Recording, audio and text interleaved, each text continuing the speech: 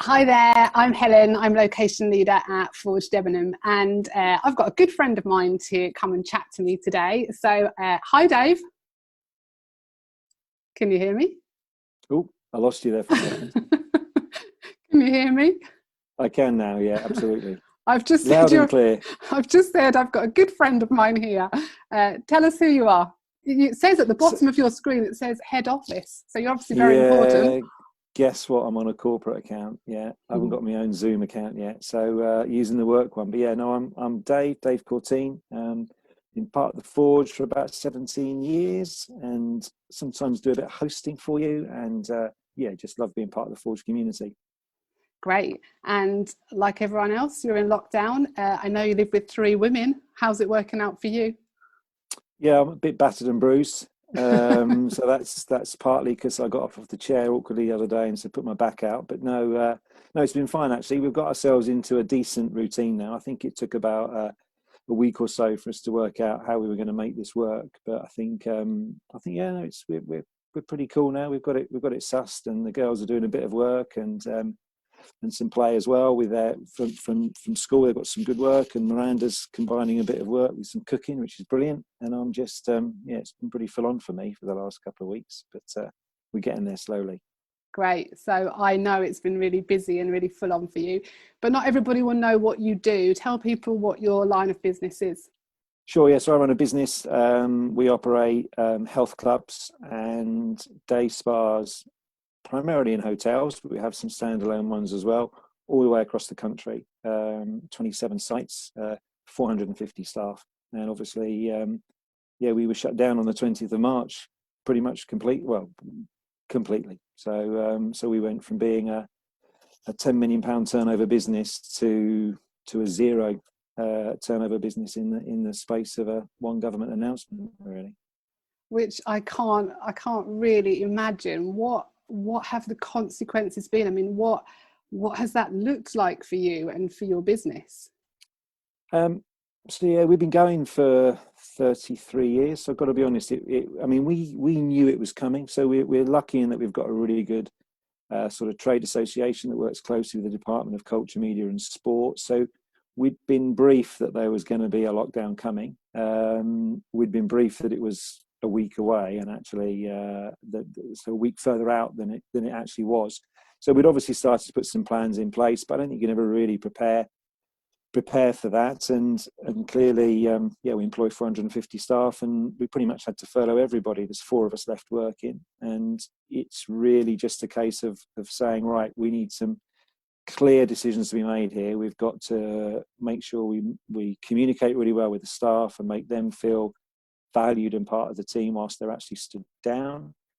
And we just need to sort out how we're going to save, because we have no income coming in and we've still got costs going out. So the first job was really to just focus on those costs and get them as low as we possibly could, and then work on our cash position and decide how we would be able to have enough cash to pay the payroll at the end of March, which is our first big issue. Now, our payroll, a lot of staff, our payroll's around about £450,000 a month. So that's a lot of money to find.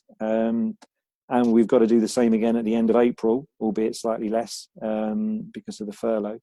And we probably recognise we're going to need to do that without having any of the government funds and grants that have been promised actually coming our way. So the really scary thing was just to manage the cash, that we could actually keep the business going, so that when we get out the other side of this, we've actually still got a business left to run, and staff that just, you know, were quite naturally, as everybody was, kind of nonplussed by the whole situation and concerned about their jobs and whether they get their money and what was going to happen. So it's been a number of things we've had to focus on, and of course the challenge is that there's only three or four of us left out of a business of 450 people. Wow, that does sound full on. And is that a situation that is kind of changing daily? I know I spoke to you a week or so ago and it sounded awful. Are you in a different position now? Yeah, so slightly better certainly when we spoke over a week ago. You know, our biggest concern is that the majority of our clients and people that owe us money are hotels, and they're shut as well. So where are they going to get the money from to pay us? But we've kind of managed to, so we're in a position now, which we weren't a week ago, where we know we've got enough money in the bank now to make April's payroll. So we survive another month. We definitely should get government grants in May to enable us to make the payroll for May. So it's feeling a little more under control than it probably was a week ago, but you know, it's still going to be. I suppose our next challenge is going to be when we do reopen. You know, we're being told that's probably a month or so away yet before we're able to reopen, and then of course we'll have a lot of costs, but still be waiting for our income to come in. So that will be the next challenge from a cash perspective. But yeah, feeling a lot more comfortable about life than I was probably a week to 9 days ago, where it was literally looking like we were on a ticking time bomb until the end of the month to just try and be in a position to survive that month. Wow. It's just so apparent that this situation is affecting so many people in so many different ways. And that sounds like a really heavy weight on your shoulders. I know, Dave, that you're a Christian. And so I just wonder, how does your faith come into play into this? How does that facilitate how you respond to this really difficult situation?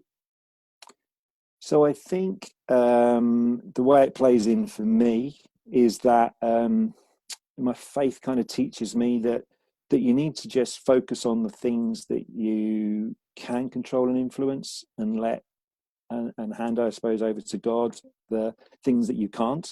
So for me, it's a scary situation. We're all slightly worried. It's all slightly unusual for all of us, and the best contingency plans in the world won't cover for what we've just gone through. I don't think any company could have said they were prepared for it.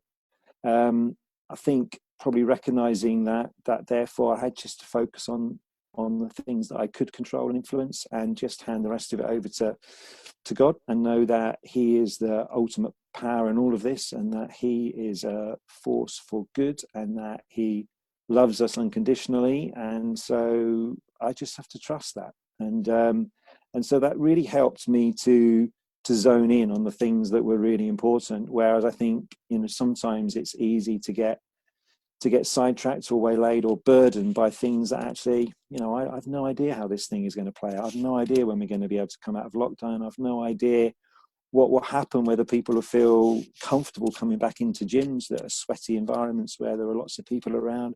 How on earth are we going to sell treatments again when you can't have social distancing, when somebody's massaging you?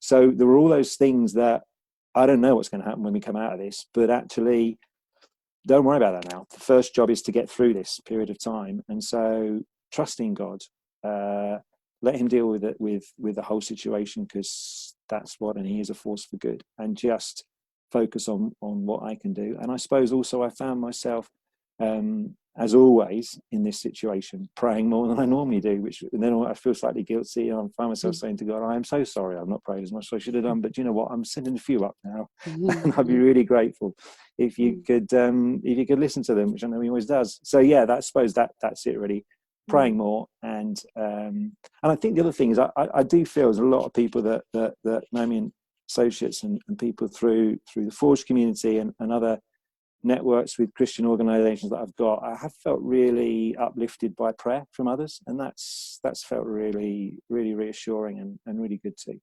Brilliant. And I guess that's my last question really. How do we, as a church community and wider, how do we support you? What is it good to pray for you?